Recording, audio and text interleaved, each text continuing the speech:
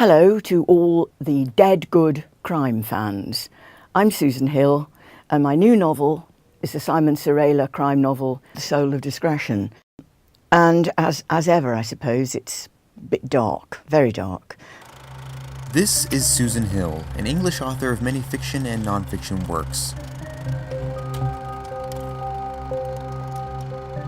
Her books and plays tend to cover a spectrum of genres, but most people are familiar with her gothic-centric stories, like The Mist in the Mirror, I'm the King of the Castle, and The Woman in Black, which has been adapted twice for the screen.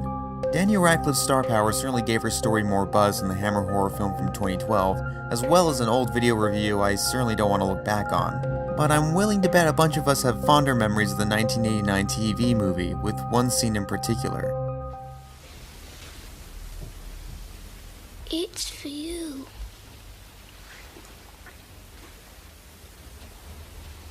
Where are you?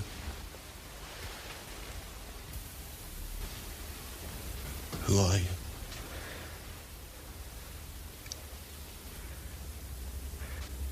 Nathaniel?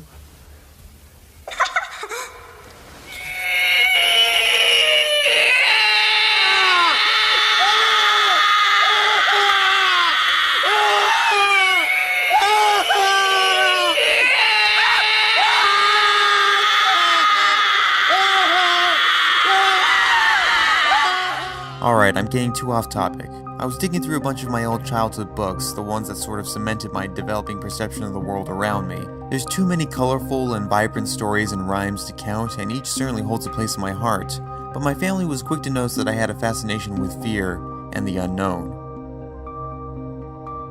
As a 4-year-old, I was always curious, or better yet, obsessed with a scarier world beyond our reach. Sure, like most kids, I scared easily, I won't deny it, but I still craved a bit of that nightmare fuel. I embraced the storytelling of something sinister lurking in the dark, waiting, singing, licking its chops. When thinking about my initial exposure to fear through fiction, it always zips right to poetry. A poem that immediately comes to mind and certainly opened these doors is a little piece known as The Magic Wood. Remaining as one of my favorite poems of all time, author Henry Treece collaborated with painter Barry Moser to invent an escape haven for any foolish child to wander through, and with each page turn, you can tell something doesn't feel right about this place. The wood is full of shining eyes. The wood is full of creeping feet. The wood is full of tiny cries. You must not go to the wood at night. I met a man with eyes of glass, and a finger as curled as the wriggling worm, and hair as red as rotting leaves, and a stick that hissed like a summer snake. The wood is full of shining eyes. The wood is full of creeping feet. The wood is full of tiny cries. You must not go to the wood at night. The man he meets in the woods carries a wandering traveler physique, but slowly transforms into something more sinister, and all the while, time loses a grip on the main character's psychosis. He enters the wood as a young boy, and finally escapes as a full-grown man. Interpret that however you please. So to segue back to Susan Hill, it seems only fitting that my sister companion to The Magic Wood is so rooted in her book titled Beware, Beware, a poetic country gothic tale for kids. This book was read to me so much as a kid, I memorized it in a heartbeat. No snow in the woods. Dry. Good. What's there? What's there? Beware. Beware. The story seems to be set in an early American New England cottage at the edge of a wild forest. I see some references to Nathaniel Hawthorne in the book. There's no father, just a mother and a little golden-haired girl. The mother's red hair, the cat in the house, and living on the edge of such a magic forest make me think she must have some ties to magic herself. There's this theme that civilization is safe, but confined, and there's a constant lure of the forbidden and dangerous in the woods.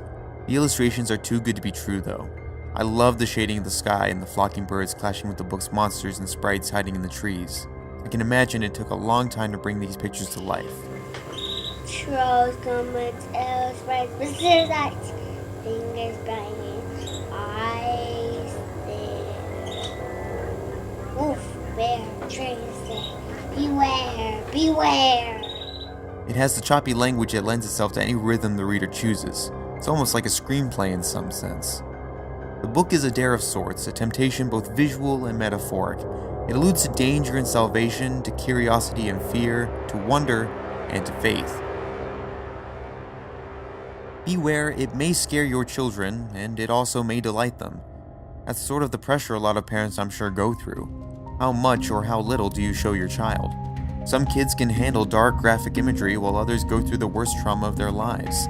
It's really about pacing. Take things slow and pay attention to how children feel in the moment. In time, they'll start discovering things for themselves.